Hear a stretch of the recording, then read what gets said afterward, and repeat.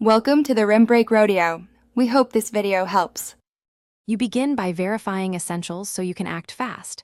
Sign into the exact Apple ID used for purchases.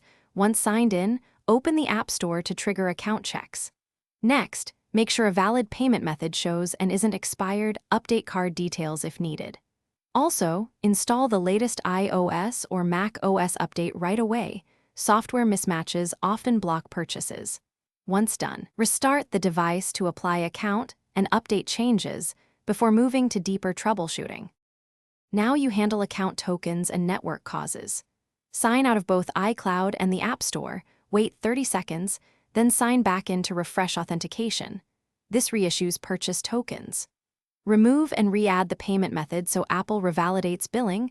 Confirm the billing address matches bank records. For connectivity, connect to a reliable Wi-Fi or cellular network and turn off VPN or proxy settings because filtered traffic can stop purchase requests from reaching Apple's servers. Finish by testing the purchase path and using fallback actions. Clear the App Store cache by tapping any tab 10 times on iOS or quit and reopen the Mac App Store. Then attempt a low-cost item or redeem an App Store code to validate purchases.